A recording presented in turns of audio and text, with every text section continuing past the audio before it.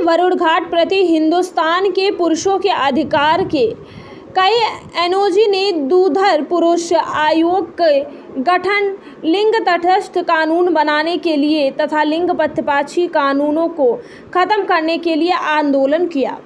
आज वाराणसी के वरुण घाट प्रति हिंदुस्तान के पुरुषों के अधिकार के कई एनजीओ ने दूधर पुरुष आयोग के गठन, लिंग तटस्थ कानून बनाने के लिए तथा लिंग पक्षपाती कानून को ख़त्म करने के लिए आंदोलन किया।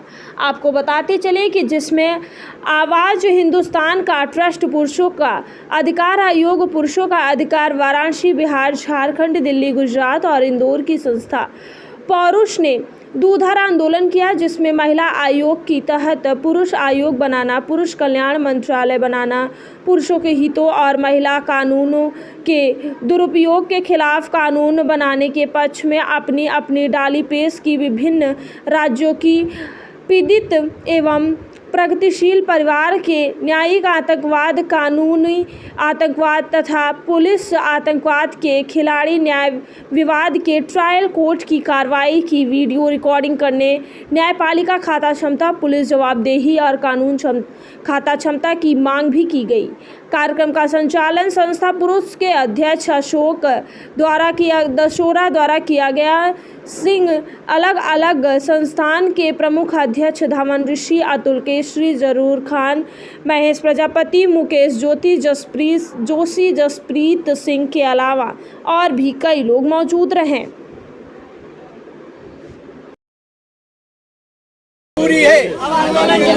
शौक नहीं मजबूरी है, हमें चाहिए, हमें चाहिए, हमें चाहिए, हमें चाहिए।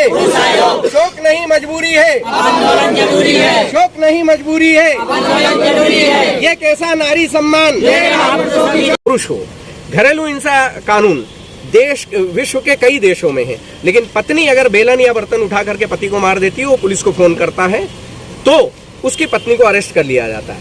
भारत में स्त्री अपने पति के हाथ पैर तोड़ दे और अपने प्रेमी के साथ कोर्ट में चली जाए, थाने पे चली जाए, वन स्टॉप सेंटर पे चली जाए, पति के खिलाफ प्रेमी मुकदमा दर्ज करवा देता है और पत्नी करवा देती। क्यों भाई? हिंसा सिर्फ पुरुष ही करता है, महिलाएं नहीं करती है। हिंसक पुरुष ही होता है। दूसरी एक भ्रांति फैला रखी है कि शादी का झांसा दे करके और इन्होंने इसके साथ में यौन शोषण किया।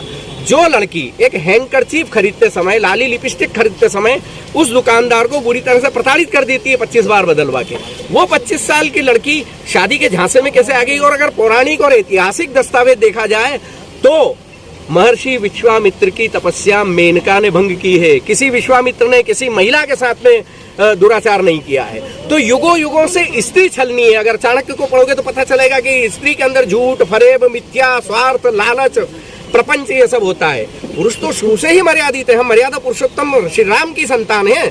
हमारे यहाँ ऐसा नहीं होता है कि आप विदेशी कानून को कॉपी पेस्ट करके जबरन हमारे ऊपर थोप दो। तो अगर आप घरेलू हिंसा कानून को जेंडर इक्वल बना दोगे तो जो 95% घरेलू हिंसा के कानून है और 98% 498 है कि जो माननीय सुप्रीम कोर्ट के जज अरिजीत पसायत ने कहा गया है कि 498A and domestic violence act is a legal terrorism.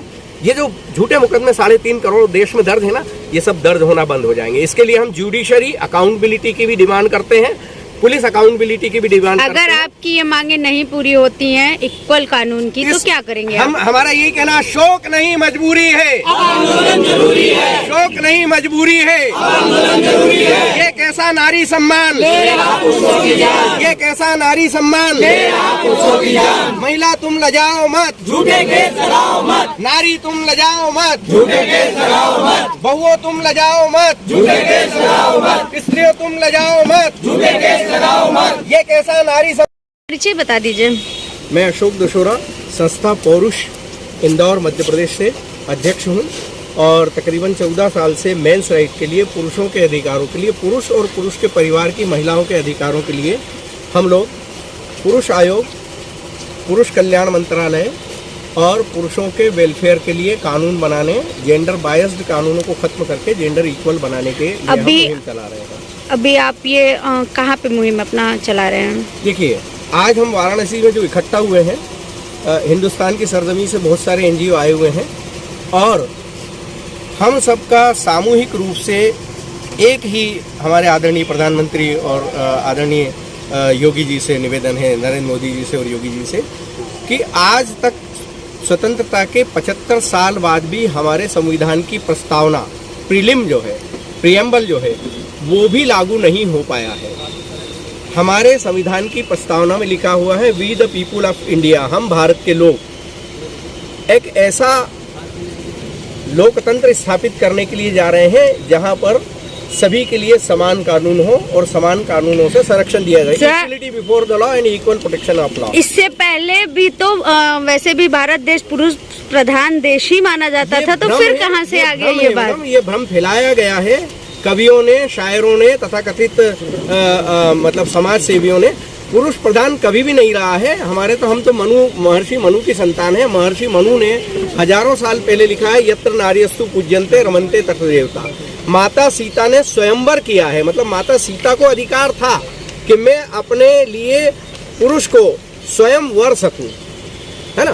तो स्त्री, हाँ, और आप देखिएगा यहाँ पर सीताराम कहा जाता है, राधा कृष्ण कहा जाता है, तो स्त्री तो महान थी ही। बीच के कुछ कालखंडों में स्त्रियों के साथ में अन्याय हुआ, इसलिए इसको पुरुष प्रधान कहा गया है।